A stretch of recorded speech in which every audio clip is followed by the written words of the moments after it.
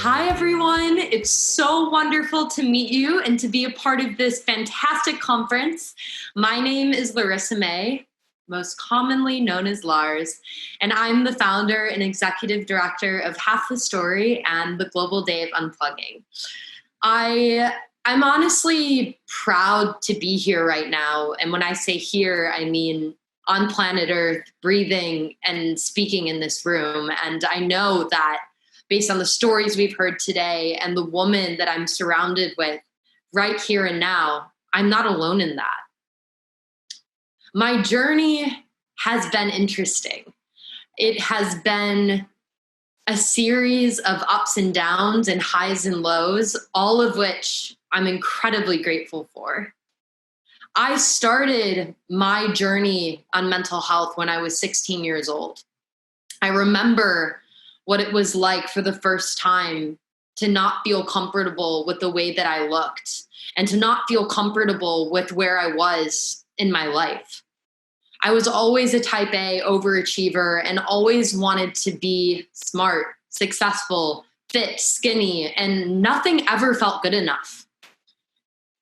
I also struggled with debilitating anxiety and depression, but I just didn't even know what that was. I just remember being in my bed, shaking, and having to literally put ice cubes on my body and turn my lights off so that I could catch my breath and keep going throughout my day or wake up and get back to studying for the night.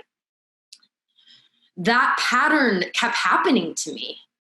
And when I entered college, I decided that I wanted to pave a new path and that I wanted to do something different. And that sharing my story and my interests and my passions were important. But the story that I started to share, I learned very quickly was not the right one. I got a social media platform and I started a fashion blog called Living Like Lars. I shared fashion, I would buy clothes and then return them so I could post on my social media. The life that I was sharing on social media was that I had it all together. I was working out every day, I was fit, I was going to Fashion Week, I was working with all of these amazing brands. But the life behind that was so much different. And the story that I felt like I needed to fall into was not real. It was not joyful. It wasn't happy. And I need to get on the other side of that. So I had my breakdown, lost everything, lost my friends, almost lost my own life to my anxiety and depression because I just couldn't take it. I couldn't take the pressure. And I couldn't take the pressure that social media was putting on me to have this audience and share this story and do all of these things that quite frankly weren't representative of what I was really going through. And so I took a couple months off of all of those things, got the support that I needed, and realized in that time that my life was more challenging because I wasn't engaging in the right story with myself or with the world. I was only sharing half of that story.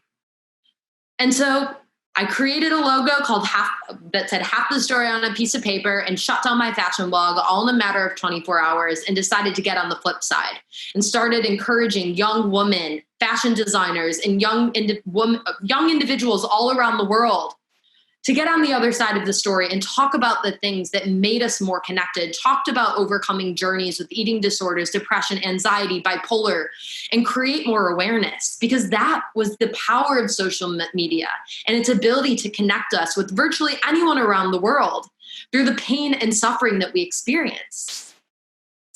And so for the past 5 years, I've had this little baby, Half the Story, my nonprofit, with the mission to help other influencers tell the right story when they're talking about mental health, but help younger people engage with the concept of digital wellness and tech life harmony. Because the stories that we consume and the stories that we share can either help us or hurt us.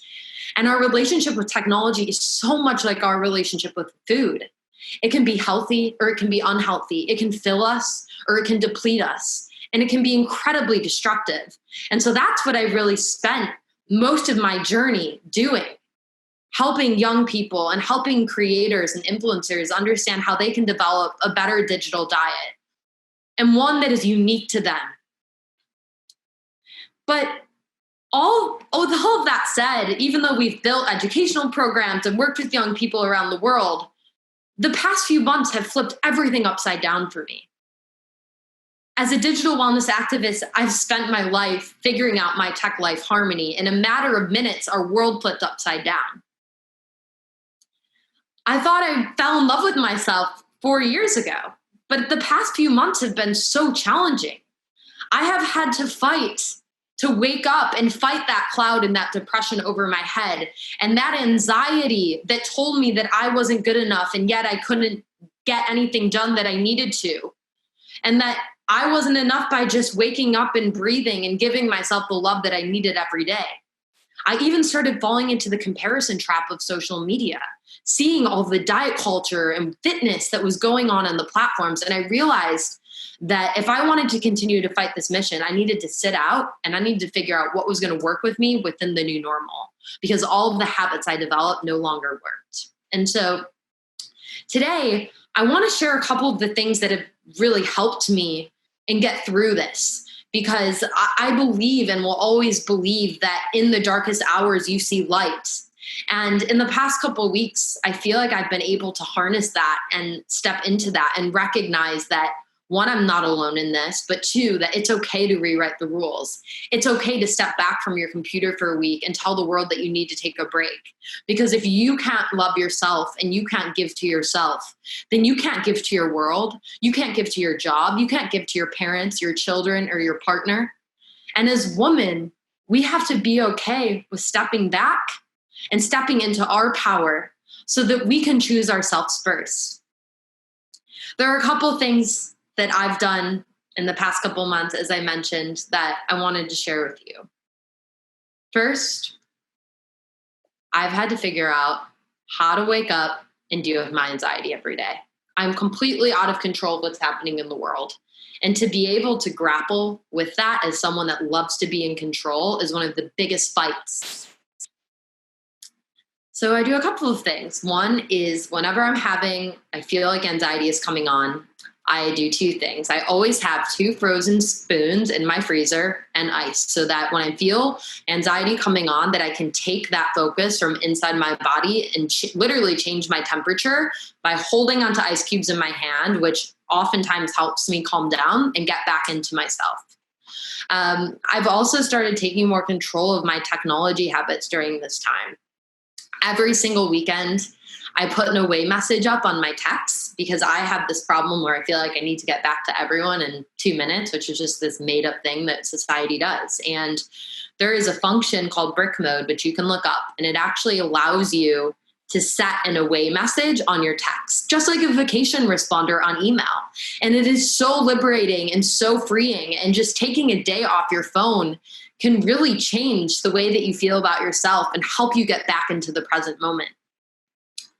Another thing I've been doing to help me with my anxiety is whenever I'm in a moment of distress, is I do 3 things.